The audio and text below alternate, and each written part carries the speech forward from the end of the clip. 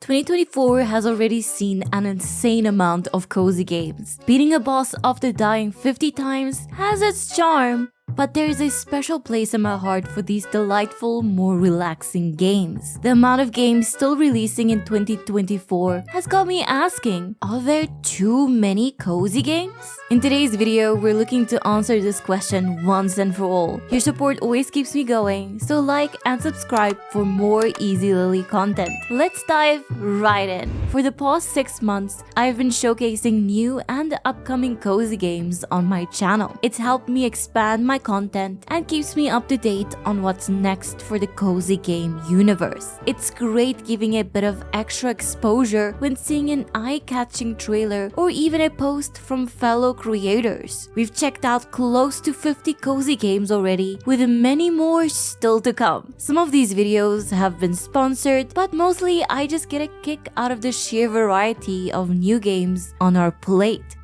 So, what is a cozy game really? Some think it's the best thing ever, while others find the slow-paced gameplay just too boring. I've come to realize that everyone has a slightly different definition, but there are some certain overlapping traits. In the broadest sense, a cozy game is anything that is relaxing to play. Most are in the form of a life simulator, with farming sims normally the most popular. An easy learning curve and slow gameplay loop with delayed rewards is at the core of this genre. But more than that, it's the absolute freedom that you have in progression through the game. So there's really nothing cozier than planting seeds, watering them daily, and harvesting the fruits of your efforts. The art direction of a game also plays a big part. Retro-looking 8-bit games are undeniably cozy, but developers have been experimenting with different styles and perspectives to make their games stand out. That is not to say that any pixel art game is cozy, but it says a lot about the major influencers in this style, and it says a lot about the type of gamer that is attracted to this genre. They're also not too challenging gameplay-wise, and where there's combat,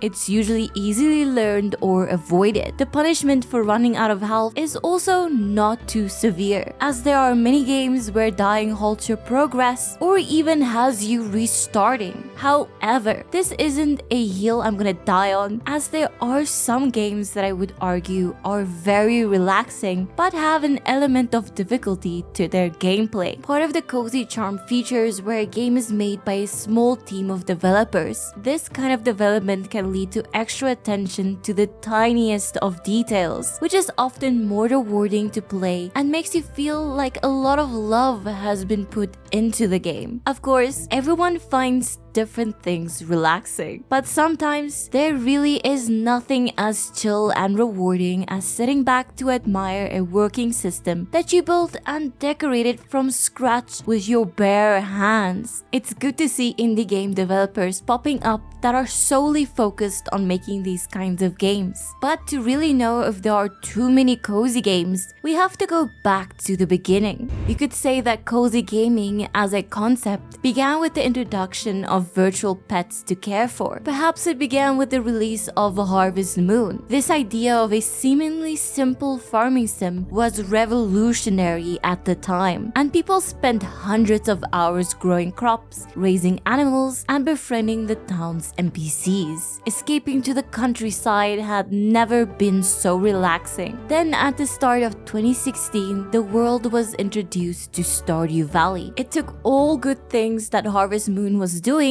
but expanded on it in a fresh way. There were now tons of things to unlock and discover, and the NPC backstories were deeper than ever before. Both Harvest Moon and Stardew Valley had a strong focus on community building, with Stardew Valley hilariously also giving you the option to just pay your way to victory. If that isn't the most realistic feature, I don't know what is. A year later came the launch of the Nintendo Switch. All of these relaxing indie titles could be played on this cute-looking handheld console, which could help you kill some time or relieve some stress wherever you are. Of course, course, just a few short years later, the world was thrown into a lockdown pandemonium, where people of all ages suddenly had more time to kill than ever before. Some got into video games from friends, and others tried their first game in years. And most of these didn't exactly feel like linking the fire for that first adventure, if you know what I mean. Many were subconsciously looking to reconnect with their inner child, and naturally went for video games that could capture that childhood feeling of nostalgia. I think a lot of folks were pleasantly surprised to realize that these games were super relaxing. When you're not a gamer, your only knowledge might be about competitive video games played at parties and in esports tournaments, which tend to grab the most attention. What a nice surprise for many to discover that this world goes so much deeper than football and war games. The beautiful thing about them is that they are still enjoyable to play, especially for those looking for extra excitement and adrenaline while gaming. As for me, I tried all kinds of games, but always ended up circling back to Final Fantasy and Kingdom Hearts for most of my high school years. Gaming has become an incredible form of self-care as a way to de-stress from all the chaos of the adult world. Back in university, I saw someone in the row before me playing a super cute pixel farming sim, and the rest, as they say, is history. When I got stuck in my home during COVID, I decided to start this YouTube channel. I could never have imagined these types of games would become so popular, or that I would be able to make a career from it. I think that Ezlilyy or other YouTubers like me contribute to the growth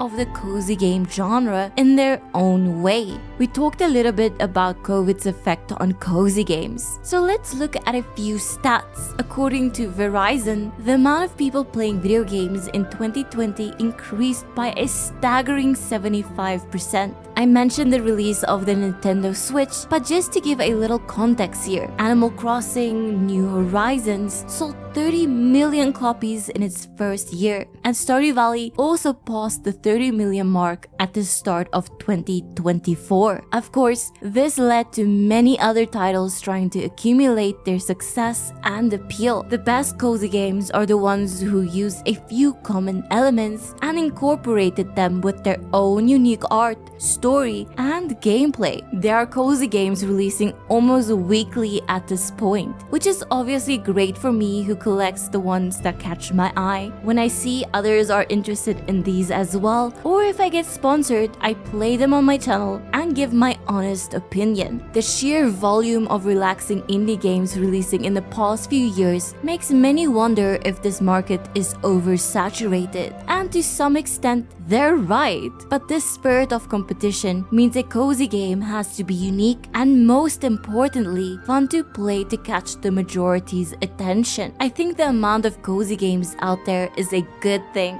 Gamers will want new adventures soon, and developers are already bringing their ideas to life in all new creative ways. So to finally answer the question, are there too many cozy games? I say no, there are not enough. If you made it to the end of this video, you are a real winner. It's been a really fun year as I diversify my content, and I can't wait to see what game will hook me next. Let me know in the comments what cozy games you're playing at the moment, and I'll be sure to check them out in a future video. For now, like and subscribe for more Ezlilyy, and I'll see you in the next video.